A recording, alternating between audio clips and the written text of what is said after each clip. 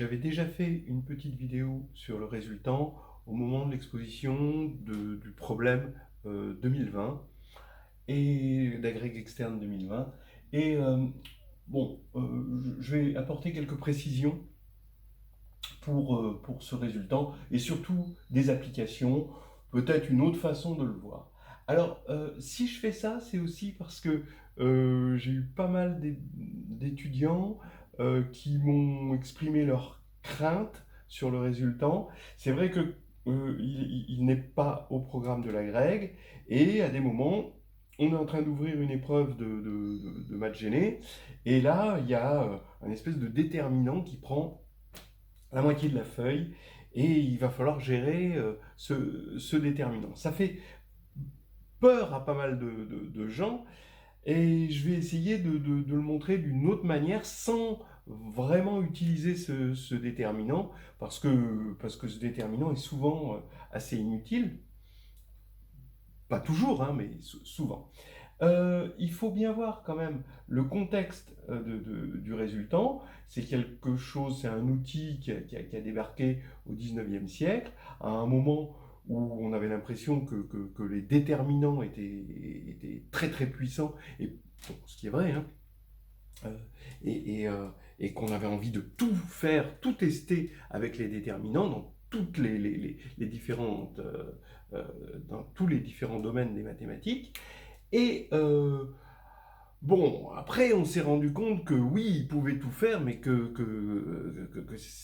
les tailles des matrices pouvaient devenir énormes. Et en fait, on l'a un petit peu abandonné. Il a eu un comeback quand la machine est arrivée et qu'on a commencé à voir la puissance du résultant dans la théorie de l'élimination. Voilà. Maintenant, le déterminant, bah, bon, maintenant il a retrouvé sa place. Il y a eu ensuite la cohomologie qui est arrivée, qui a quand même un petit peu remplacé le déterminant dans son ubiquité. Mais regardons un petit peu la question qu'on pouvait se poser à l'époque où le déterminant est arrivé. Puisque tu peux tout faire, est-ce que tu peux voir la condition P et Q premiers entre eux quand P et Q sont deux polynômes? Alors, bah, oui, le déterminant va pouvoir voir ça, et il suffit d'une petite application linéaire. Regardez, je prends P et Q de degré M et N, je prends phi PQ, l'application qui va de K de X, donc c'est les polynômes de degré inférieur à n-1, et là, les polynômes de degré inférieur ou égal, donc c'est ou égal, à m-1, et là, c'est les polynômes de degré inférieur ou égal à n plus m-1. Donc, je regarde l'application qui a UV donne PU plus QV. Finalement, c'est les combinaisons linéaires de P et Q que l'on peut faire avec des polynômes pas trop gros, en quelque sorte. Et ça fait penser à l'identité de Bezout, évidemment. Donc, eh bien, qu'est-ce qui se passe? Le théorème va dire que phi PQ est linéaire et que P et Q sont premiers entre eux si et seulement si c'est un isomorphisme. Donc, ce qui va vouloir dire qu'effectivement, un déterminant va pouvoir déterminer si P et Q sont premiers entre eux. La preuve. Alors, la preuve, elle est vraiment très simple. C'est pour ça d'ailleurs qu'on peut introduire facilement le déterminant dans une épreuve, même s'il n'est pas au programme. Parce qu'en deux coups de cuillère à peau, qu'il faut bien photographier d'ailleurs, on a les résultats, le résultat principal qui nous intéresse. Alors allons-y. Hein. Si phi PQ est iso, il est surjectif, donc 1 est atteint. Dans ces polynômes, et puisque 1 est atteint, il existe U et V, deux polynômes tels que PU plus QV égale 1. Et on sait que ça, c'est l'identité de Bezout, et que P et Q sont premiers entre eux, puisqu'un diviseur commun de P et de Q diviserait 1. Voilà. Donc ce serait une unité. Maintenant, réciproquement, on va supposer que P et Q sont premiers entre eux. Alors maintenant, je vais regarder le noyau de cette application. J'ai peut-être oublié de dire qu'elle est linéaire, mais ça c'est vraiment une évidence. Maintenant, P PU plus QV, je vais regarder son noyau, hein, donc PU plus QV égale 0. Bon, à quelles conditions c'est vrai? Eh bien, si on a ça, alors P, ben, forcément, qui divise 0, ben, il va diviser ça, donc comme il divise lui, il va diviser QV, mais comme il est premier avec Q, ben, P divise V, d'accord? Et comme P divise V et que V est de degré strictement plus petit que le degré de P, eh bien V n'a pas d'autre choix que d'être nul. Et donc comme V est égal à 0, ben, U est égal à 0 aussi. Et donc ça veut dire que le noyau est nul. Mais le noyau est nul, c'est facile de voir que les dimensions sont les mêmes. Là, on ajoute là, ici, ça c'est de dimension n, ça c'est de dimension m. Donc l'espace produit est de dimension n plus m. D'accord? Et ici, on a comme dimension aussi n plus m.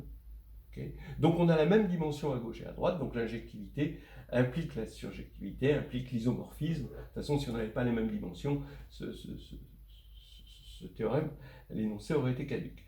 Voilà.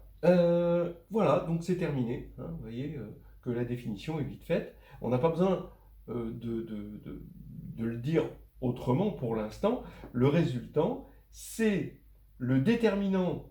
Alors, le résultant de P et Q, c'est le déterminant de la matrice de phi PQ. Alors maintenant, dans une base qui reste à déterminer. Alors là, maintenant, il y a un choix, d'autant plus que ça, c'est pas un endomorphisme, donc on a un choix de base ici et un choix de base là. Donc, pour fixer ce que sera le résultant, il reste encore à faire un petit choix de base. Bon, mais là maintenant, on voit que ça tient de la convention, d'autant plus qu'il y a des bases canoniques, donc il suffit de faire un choix ici qui soit, hein, d'accord, on a une base canonique ici, une base canonique ici, donc une base canonique ici, et ici une base canonique. Alors les bases canoniques, on va dire qu'elles sont à permutation près, donc il suffit de faire un choix de permutation pour obtenir une bonne définition du résultat. Voilà, on va faire ce choix de base. Le choix de base, il est vite fait.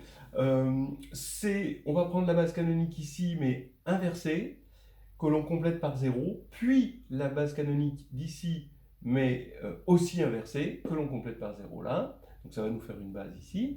Et puis ensuite, on va regarder, on va mettre ici la base canonique de lui, mais aussi inversée. Donc là, ce que j'appelle inversé, c'est qu'on commence par x puissance n-1 et 0, puisque ce sont des couples ici, d'accord. Et maintenant, on va continuer, x puissance n-2, 0, jusqu'à 1, 0. Et ensuite, on va prendre 0, xm-1 jusqu'à 0, 1. Et on va l'écrire dans la base, ici, où on part de x puissance n plus m-1, et on va jusqu'à 1.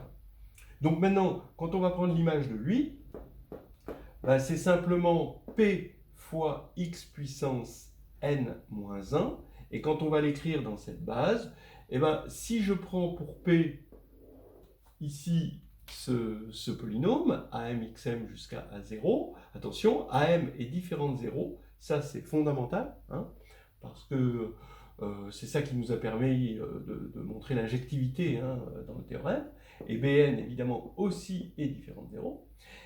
Donc,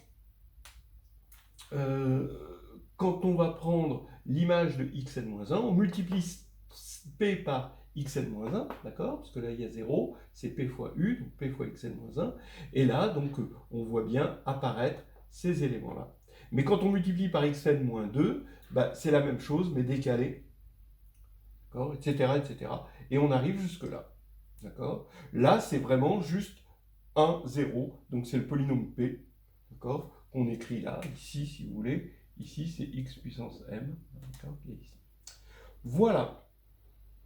Maintenant, on repart de lui, et là, c'est exactement pareil. On va avoir xm-1, donc il faut faire q fois xm-1, et q étant défini comme ceci, bah, ça va s'écrire comme ça, et puis ensuite on descend exactement pareil, d'accord? Et ça nous fait une matrice de taille carrée, hein, de taille n plus m là, n plus m là, et voilà, c'est la convention du déterminant. À la limite, on aurait pu tomber sur... on aurait pu permuter les bases canoniques ici et permuter les bases canoniques ici, mais comme des matrices de permutation sont de déterminant plus ou moins 1, hein, c'est la signature, eh bien, on aurait eu un résultant au signe près. Donc, au signe près, il n'y a pas tellement d'ambiguïté, mais le résultant en lui-même, ça va être le déterminant de cette matrice, et c'est une convention, hein, on peut le voir comme une convention de signe. Voilà. Bon, ben, comme exemple hein, d'utilisation, pour vous montrer quand même que c'est assez pratique, prenons un polynôme et on veut regarder si P et P' sont premiers entre eux. Donc ça veut dire, en gros, que P, est-ce qu'il a des racines multiples? Quitte à regarder ça dans une clôture algébrique, hein, évidemment.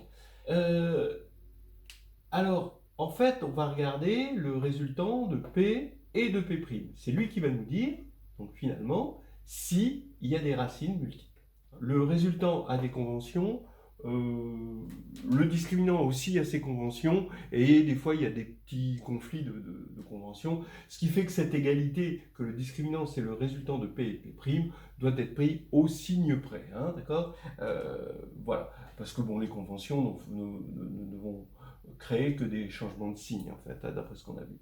Alors, ici, on prend pour P le fameux polynôme x3 plus px plus q. Je vous laisse faire ax2 plus bx plus c. Hein, et on a delta de P. C'est très agréable à écrire. Hein, ça va être une matrice. Donc ici, c'est degré 3. Ça, c'est degré 2. Donc ça fait une matrice de degré 5. Et on écrit, voilà, 1, 0, pq. On descend jusqu'à ce qu'on soit arrivé en bas. Et après, on prend la dérivée. 3x2 plus P. Donc on l'écrit et on descend jusqu'à ce qu'on soit arrivé tout en bas. Donc c'est très agréable à écrire. Et maintenant, voilà, je vais faire, pour le calculer, ce déterminant, je vais faire cette colonne moins 3 fois cette colonne. Donc ce qui va faire qu'on aura un 0 ici et je peux me ramener à un déterminant 4, 4. Et donc je tombe là-dessus, d'accord? Ici j'ai moins 2P, moins 3Q, voilà. Bon, maintenant je fais C3 moins, encore, je fais cette colonne moins 3 fois cette colonne, ce qui va faire que je vais pouvoir me ramener, comme je vais avoir juste un 1 et que des 0 ici, je vais me ramener à un déterminant comme ceci. Donc ça va faire ici toujours mon moins 2P, moins 3Q, 0, et là quand je fais ça moins 3 fois ça, je vais avoir 0, moins 2P, moins 3Q, et là je recopie. Voilà. Et là, bon, c'est le moment de faire un déterminant de Sarus, parce que là, on va avoir 4p cubes, d'accord? Là, 0. Là, 27q2. Et puis, là, ici, on tombe toujours sur un 0, hein, d'accord? Donc, c'est 0, l'autre partie du déterminant de Sarus. Et on tombe sur un discriminant qui est égal à 4p cubes plus 27q2, au signe près, attention. Et il faut bien voir que c'est en calculant ça qu'on va savoir si P a ou non des racines multiples.